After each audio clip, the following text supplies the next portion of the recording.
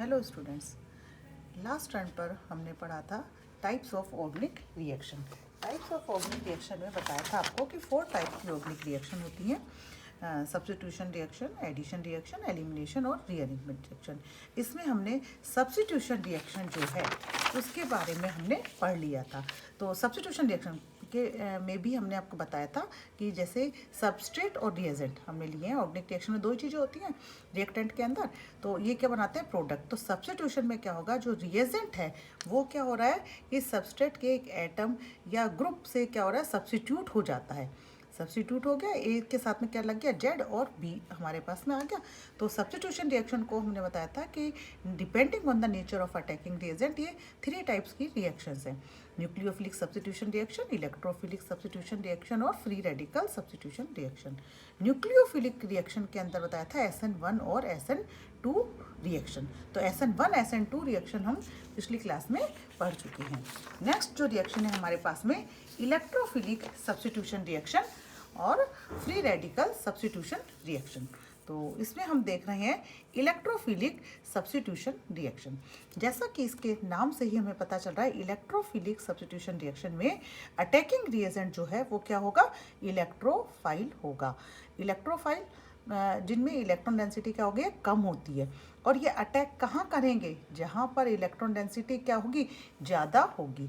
Attack करेंगे ये जहाँ पर इलेक्ट्रॉन डेंसिटी ज़्यादा होगी। तो ये जो रिएक्शंस हैं वो reaction characteristics reaction of aromatic compounds हैं।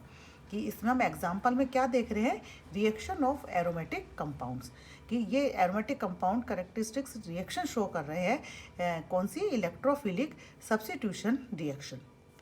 ठीक है, और क्यों कर रहे हैं ये, क्योंकि बेंजीन जो है, बेंजीन को हमने आपको क्या बताया था कि बेंजीन इलेक्ट्रॉन रिच है, कि due two electron richness of benzene ring and other aromatic compound perform electrophilic substitution reaction.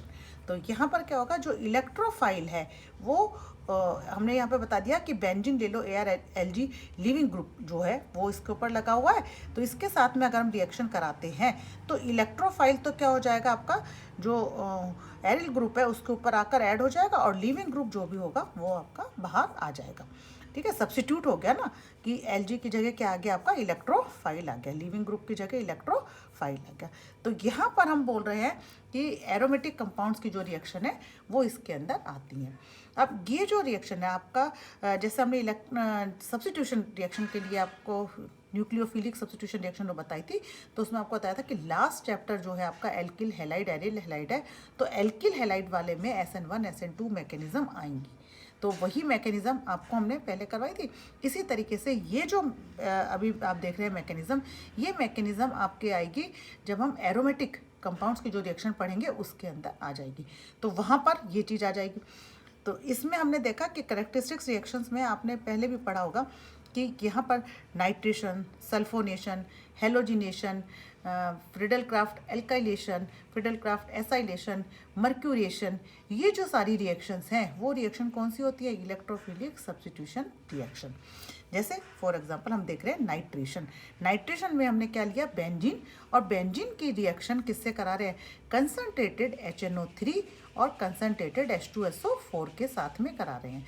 तो कंसनट्रेटेड HNO3 और H2SO4 साथ में गर्म करेंगे बेंजीन को, तो बेंजीन में क्या हो गया, हमारे पास में NO2 लग गया है।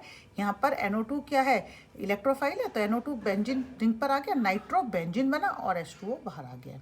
ठीक है, इसी तरीके से अगर हम सल्फोनेशन को देखें तो सल्फोनेशन जो है वो बेंजीन की रिएक्शन किससे करा रहे हैं, हम SO3 और H2SO4 ये मिलकर क्या बना रहे हैं, फ्यूमिंग।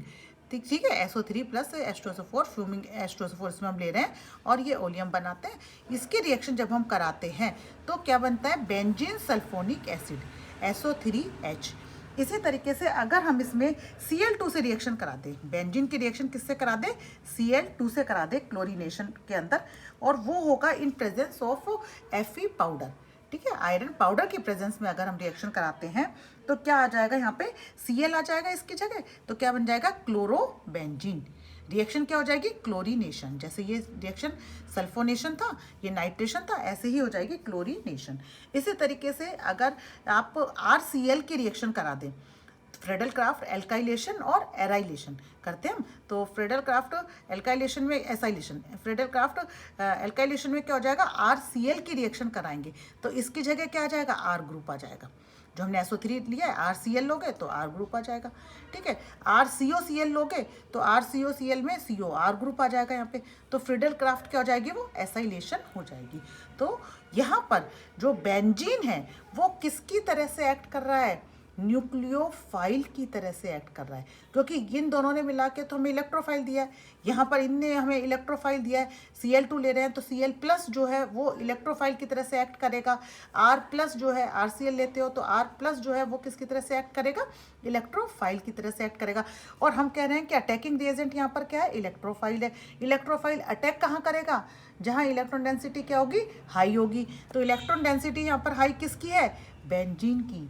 इलेक्ट्रॉन डेंसिटी हाई किसकी है, बेंजीन की। इलेक्ट्रॉन रिच स्पीसीज होगी बेंजीन, न्यूक्लियोफाइल की तरह से एक्ट कर रहा है, इसीलिए ये रिएक्शन दे रही हैं। इनकी जो मैकेनिज्म है वो 2 स्टेप में होती है, ठीक है। मैकेनिज्म जो है वो कितने स्टेप में हो रही है, 2 स्टेप में होती है। ध्यान से इस मैकेनिज्म को देखना, बाकी और वहाँ भी कराएंगे आपको, लेकिन यहाँ आप समझ लेना इसको, क्योंकि बच्चे इसमें बहुत गलती कर कर आते हैं मैकेनिज्म के अंदर। अब यहाँ पर देखो फर्स्ट स्टेप जो है उसमें क्या हो रहा है, बेंजीन हमने लिया था और बेंजीन के साथ में कोई भी, ये हम कॉमन मैकेनिज्म बता रहे हैं आपको, जिसकी मैकेनिज्म करनी हो उसका इलेक्ट्रोफाइल आप बनाओ फर्स्ट में और वो इलेक्ट्रोफाइल इसकी जगह रख दो, ठीक है। वो रिएक्शन आपकी मैकेनिज्म में आ जाएगी। तो बेंजीन के साथ में क्या है, इलेक्ट्रोफाइल बेंजीन पर अटैक करेगा ना। ये जो स्टेप है फर्स्ट स्टेप, वो स्टेप कैसा है, स्लो स्टेप है, रेट डिटरमाइनिंग स्टेप है, ठीक। अब यहाँ पर इलेक्ट्रोफाइल अगर अटैक कर रहा है तो इलेक्ट्रोफाइल अटैक कहाँ करेगा, जहाँ इलेक्ट्रॉन डेंसिटी क्या है, ज़्यादा होगी। तो इसका मतलब ये है कि ये जो बॉन्ड है वो आपका, मान लो यहाँ पर अगर शिफ्ट होता है तो इस जगह पर क्या आ जाएगा, आपका प्लस चार्ज आ जाएगा ना। भाई टेल कहाँ पर आ रही है, इधर आ रही है, तो इधर आपका क्या हो जाएगा, प्लस आ जाएगा, और इस जगह पर क्या हो जाएगा, माइनस चार्ज आ जाएगा। और इस माइनस पर ही इलेक्ट्रोफाइल जो है वो अटैक करेगा। इलेक्ट्रोफाइल अटैक कहाँ करेगा, इस माइनस वाली पोजीशन पर अटैक करेगा ना। एच तो पहले से लगा ही हुआ है, एक एच तो है ही ना बेंजीन में, तो ये एच तो है ही, और यहाँ पर ये आ गया। ये हमने एक इसकी जो स्ट्रक्चर है ना, कॉमन इसका ओवरऑल स्ट्रक्चर बना दिया, अदरवाइज तो प्लस चार्ज यहाँ आएगा, फिर हम इसकी रेजोनेटिंग स्ट्रक्चर बनाएंगे। ये रेजोनेंस हाइब्रिड हो गया ये मान लो, तो यहाँ पर प्लस चार्ज आएगा, फिर यहाँ पर ऑर्थो और पैरा पे आएगा ना, प्लस चार्ज यहाँ आ जाएगा और वापस ऑर्थो पे आ जाएगा, तो ऑर्थो पैरा पर प्लस चार्ज आ जाएगा। लेकिन यहाँ पर हमने ऐसा कोई सब्स्टिट्यूएंट लगा नहीं रखा था ना, इसलिए हम इसको समझ नहीं पाले ऑर्थो पैरा। अदरवाइज कोई सब्स्टिट्यूएंट लगाओगे तो ये ऑर्थो पैरा हो जाएगा, ठीक है। अब यहाँ पर ई आ गया तो ये ऑर्थो पैरा समझ में आ रहा है कि यहाँ पर प्लस चार्ज आएगा, यहाँ पर प्लस चार्ज आएगा और यहाँ पर प्लस चार्ज आएगा। और उसका अगर हम रेजोनेंस हाइब्रिड अगर देखें तो रेजोनेंस हाइब्रिड हमारा क्या हो जाएगा कि प्लस चार्ज जो है वो हमारा क्या हो रहा है, घूम रहा है, तो प्लस चार्ज हो गया। एच पहले से ही लगा हुआ था और ई जो है वो यहाँ पर आ रहा है। इससे हम कहते हैं एरिनियम आयन और सिग्मा कॉम्प्लेक्स। क्या कह रहे हैं इसे हम, एरिनियम आयन और सिग्मा कॉम्प्लेक्स। अब यहाँ पर देखो ये जो कार्बन है जिसके ऊपर ई आकर अभी जुड़ रहा है, ठीक है। अच्छा ये क्या हो गया, एक इंटरमीडिएट बन गया, क्योंकि 2 स्टेप रिएक्शन है तो फर्स्ट स्टेप में क्या बन गया, एक मध्यवर्ती बन गया है। ये जो कार्बन है वो अब यहाँ पर तो कार्बन क्या थे, सब sp2 हाइब्रिडाइज थे ना, ये sp3 हो गया है। ये कैसा हो गया, sp3 हो गया। तो इससे इसकी क्या हो गई है कि स्टेबिलिटी जो है वो इसकी कम हो गई है, ठीक है। तो फर्स्ट स्टेप में क्या बना, इसके अंदर एक एरिनियम आयन बना जिसे हम सिग्मा कॉम्प्लेक्स भी कहते हैं, ठीक। ये जो फर्स्ट स्टेप में एरिनियम आयन बना, ठीक है। यहाँ पर ई क्या है, हमने डॉटेड दिखाया ना, अभी ई को हम दिखा रहे हैं जुड़ रहा है। ई क्या हो रहा है, यहाँ पर जुड़ रहा है, एच तो जुड़ा हुआ है ही। अब सेकंड जो स्टेप है वो स्टेप कैसा होता है, फास्ट स्टेप है। सेकंड स्टेप कैसा है, फास्ट स्टेप है। इसमें जो आपका एच है, एच या कोई लिविंग ग्रुप लग रहा है जो भी है, वो आपका क्या हो जाएगा, बाहर आ जाएगा, और ई जो है वो आपका इसकी जगह पर लग जाएगा, सब्स्टिट्यूट हो गया, ठीक है। 2 स्टेप की रिएक्शन है। इसके अगर हम रेट देखें तो रेट इसकी क्या हो जाएगी, रेट इलेक्ट्रोफाइल पर भी डिपेंड कर रही है और बेंजीन रिंग पर भी डिपेंड कर रही है। सेकंड ऑर्डर की क्या हो गई, रेट हो गई है। तो रेट हम इसका लिख सकते हैं कि रेट जो है वो किसके प्रोपोर्शनल हो गई है, रेट हो गई है इसकी बेंजीन के और इलेक्ट्रोफाइल के प्रोपोर्शनल हो गई है। रेट की रेट दोनों पर डिपेंड करेगी, सेकंड ऑर्डर की रिएक्शन होगी। तो इलेक्ट्रोफिलिक सब्स्टिट्यूशन रिएक्शन। अब यहाँ पर जो बच्चे गलती करते हैं वो गलती क्या है कि यहाँ पर ये प्लस चार्ज कैसे आया है वो मैंने आपको समझा दिया ना। तो बच्चे क्या होते हैं यहाँ माइनस चार्ज कर आते हैं, क्योंकि उन्हें उस चीज़ का ध्यान ही नहीं रहता कि ये हेड और टेल की बात जो शुरू में आपको बताई थी कि हेड क्या होता है, टेल क्या होता है, कहाँ पर हेड जाएगा तो माइनस चार्ज आएगा, टेल जहाँ पर रहेगा वहाँ प्लस चार्ज आएगा। तो ये चीज़ अगर आपको समझ में आ रहा है हेट्रोलिसिस और होमोलिसिस, तो उसके बाद में ये चीज़ें बहुत ईजी हो जाती हैं। ठीक है, नेक्स्ट रिएक्शन आती है इसमें हमारा, नेक्स्ट जो टाइप है वो होता है फ्री रेडिकल सब्स्टिट्यूशन रिएक्शन। ठीक है, फ्री रेडिकल सब्स्टिट्यूशन रिएक्शन में ये जो रिएक्शन है इनके अंदर इंटरमीडिएट कौन सा बन रहा है, फ्री रेडिकल बन रहा है। ये रिएक्शन हाई टेम्परेचर पर सनलाइट की प्रेजेंस में या परोक्साइड की प्रेजेंस में होती है। हाई टेम्परेचर पर सनलाइट या परोक्साइड की प्रेजेंस में रिएक्शंस होती हैं। और ये फ्री रेडिकल रिएक्शन जो है वो चेन रिएक्शन है, श्रृंखला अभिक्रिया, चेन रिएक्शन होती हैं। ये रिएक्शन 3 स्टेप में होती है, 3 स्टेप्स में, 3 पद में होती है। चेन इनिशिएशन स्टेप मतलब श्रृंखला प्रारंभ करने वाला पद, चेन प्रोपागेशन स्टेप श्रृंखला संचरण का पद, और चेन टर्मिनेशन स्टेप श्रृंखला समाप्ति का पद। ठीक है, तो चेन रिएक्शन हुई और ये 3 स्टेप के अंदर होती है। तो इसमें हम नेक्स्ट इसके अंदर देखते हैं कि एग्जाम्पल इसका हमने देखा, मैकेनिज्म अभी देखते हैं, इसका पहले एग्जाम्पल देख लें कि जैसे हमने देखा CH4 कि CH4 जो है इसकी रिएक्शन हमने H की प्रेजेंस में Cl2 से कराई। ठीक है, तो क्या बन गया हमारे पास में, CH4 की रिएक्शन H की प्रेजेंस में Cl2 से कराई तो एक H की जगह क्या आ गया, Cl आ गया, माइनस HCl हो गया, तो CH3Cl क्या बन गया, मैथिल क्लोराइड। इस मैथिल क्लोराइड की रिएक्शन हमने अगेन किससे कराई, Cl2 से कराई, तो एक H जो है वो वापस से रिप्लेस किससे हो गया है, Cl से, तो CH2Cl मैथिलीन क्लोराइड बन गया। ये क्या बन गया हमारे पास में, मैथिलीन क्लोराइड। Cl2 से अगेन रिएक्शन कराई तो एक H और सब्स्टिट्यूट हो गया, तो क्या बन गया हमारे पास में CHCl3, मतलब क्लोरो फॉर्म बन गया ये हमारे पास में। और अगेन Cl2 से कराई तो जो लास्ट H था वो भी किससे रिप्लेस हो गया, Cl से, तो CCl4 बन गया। HCl तो सब में होगा ही माइनस, तो ये हो गया हमारा कार्बन टेट्रा क्लोराइड। अब इन सारी रिएक्शन को हम इस तरीके से भी लिख सकते हैं कि RH जो भी हमने लिया है ये RH ही तो है, RH की रिएक्शन हम किससे करा रहे हैं, Cl2 से करा रहे हैं in presence of H new. क्या बना हमारे पास में, RCl, एक H जो है वो किससे रिप्लेस हो गया, Cl से हो गया ना, तो RCl प्लस HCl। ठीक है ना, इस तरीके से ये रिएक्शन होती है चेन रिएक्शन। अब चेन रिएक्शन की मैकेनिज्म क्या है वो हम देख रहे हैं। तो मैकेनिज्म जो है इसकी वो 3 स्टेप के अंदर है। ये जो आपको फ्री रेडिकल वाला पार्ट है ये आपको मिलेगा एल्केन में, काम आएगा आपके, कि एल्केन में जब हम देखेंगे तो वहाँ पर ये मैकेनिज्म आएगी। चेन इनिशिएशन स्टेप मतलब श्रृंखला प्रारंभ करने वाला पद। इसमें क्या होता है, होमोलिसिस होता है। इसमें क्या होगा कि होमोलिसिस होगा, और होमोलिसिस किसके द्वारा होता है, वाया सिंगल हेडेड एरो, कि सिंगल हेडेड एरो से ही होमोलिसिस होगा।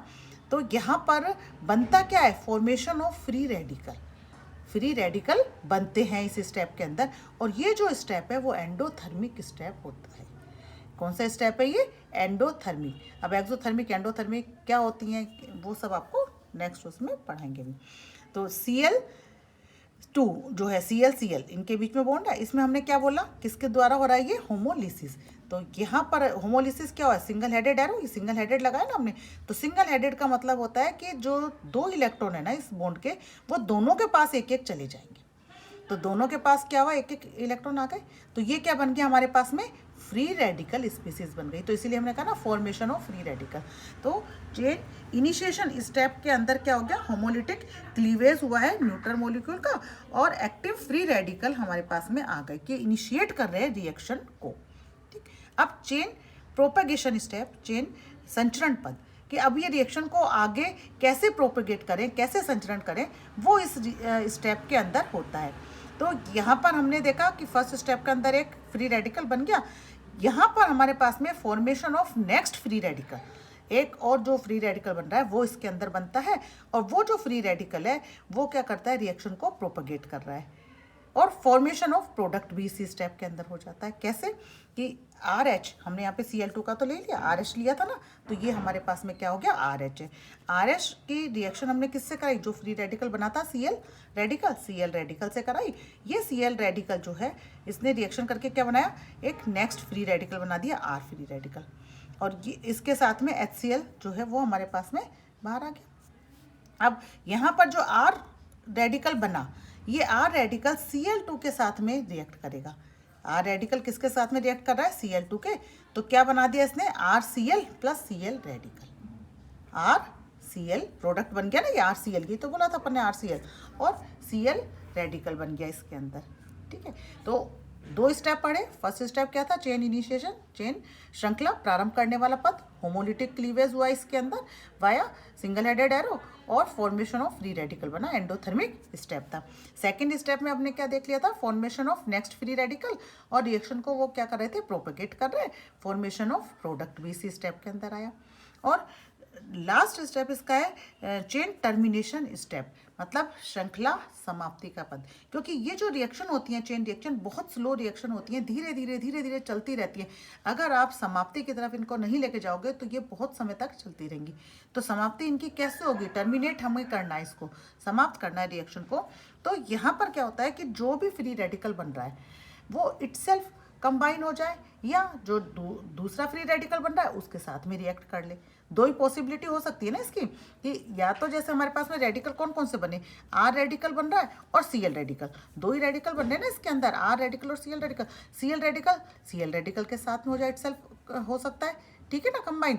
R रेडिकल R के साथ में हो जाए, या एक दूसरे के साथ में हो जाए, R किसके साथ में हो जाए, Cl के साथ में हो जाए। तो ये हमारा क्या हो गया, चेन टर्मिनेशन स्टेप हो गया। तो Cl रेडिकल के साथ में रिएक्ट करा तो Cl2 बन गया, और R रेडिकल जो है वो R रेडिकल के साथ में रिएक्ट करा तो इसके अंदर क्या बन गया, हमारा RR बन गया।